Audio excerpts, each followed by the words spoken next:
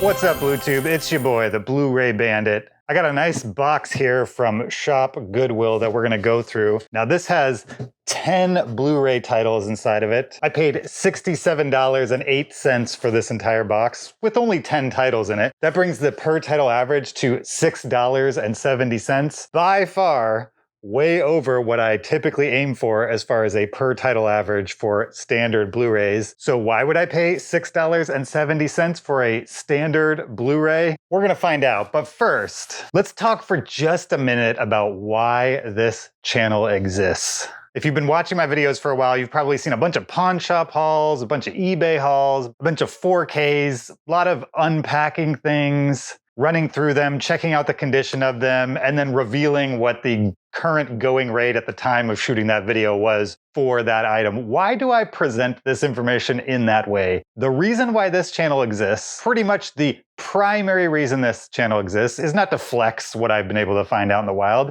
It's to show you what can be found out in the wild, and also show you how to buy and sell Blu-rays and building your collection for as little amount of money as possible. The basic gist of that is that I hunt Blu-rays, buy more than I need, sell the ones I don't want, and use the profits to pay for the ones I keep, as well as buy newer or specialty titles that you're just not going to find out in the wild. So hopefully some of that process is kind of seeping into the brain as you go and maybe getting you motivated to get out there, find your local sources, do the deep dives online, look at the lots, do the math, and get into the game. Right now is the very best time to get into physical media because we are right on the edge of physical media being a mainstream thing, and it is quickly making the transition from mainstream to niche. So you're right in the middle of a nice little sweet zone here where you can find lots of mainstream titles, and there's enough people still buying those mainstream titles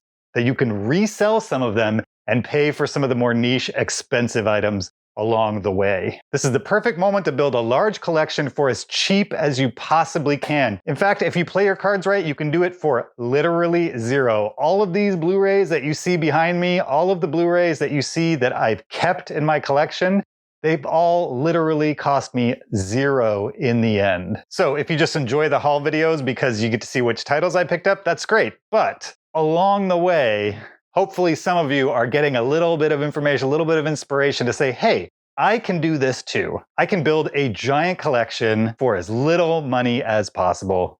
That's the goal of this channel. Let's get into our package for this week. This one came from Shop Goodwill. This is the second time I bought from them. The first time was a great experience. I pulled a couple sealed Criterions and a sealed King Kong digibook that was worth hundreds of dollars out of one $180 purchase. This time I paid $67.08 for 10 Blu-rays. Why would I do such a thing? I'll tell you what, before we even go into it, 9 of these Blu-rays are not worth very much. They are very, very common titles, and one of these titles is going to pay for the entire box 3, maybe even 4 times over. Let's get to it. The first title is Deadpool. I'm going to blow through the first 9 because they're super common titles. They're not worth much. Deadpool, great movie, but only worth $2 on the resale market. Next title is Pacific Rim. Again, another fun action movie that's worth about $2 on eBay. Third title, Hobbit, The Unexpected Journey. Not my favorite movie of all time, but not too bad. Worth a little more than Deadpool and Pacific Rim, but not much. About $4. 2012. Not much to say about this one. $2. Man of Steel, aka the Superman reboot.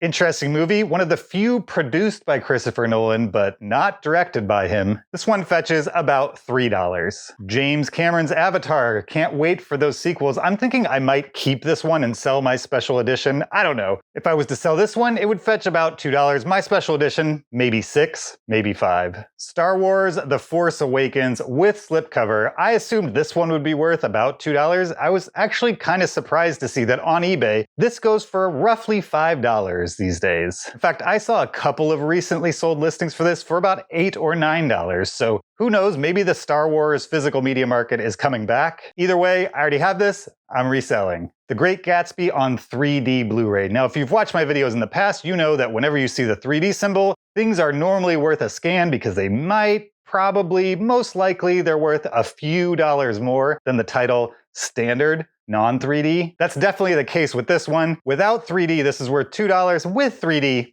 it's worth $7. Saving Mr. Banks. Good movie. I already own it. My copy does not have the slipcover, so I'll be taking that, putting that on my copy, and selling what's left. And finally, and man, this is the big boy. A few months ago, I did a video on 25 surprisingly valuable Blu-rays that you might be able to find in the wild. And towards the end of that video, we looked up the value of a Godzilla title. That title at the time was selling for somewhere between $150 and $200. Well, I found one on shopgoodwill.com. This was in this lot of 10 Blu-rays. This was just one of the 10. This is actually a different version than what appeared in my 25 surprisingly valuable video. But if you remember, what we learned in that video is if you see a Godzilla title, it's probably worth a scan. So as far as the value of this title, it's hard to fully say. There's only one listed on eBay, and the most recent sold listing, which sold buy it now, ended in May and went for a whopping $230.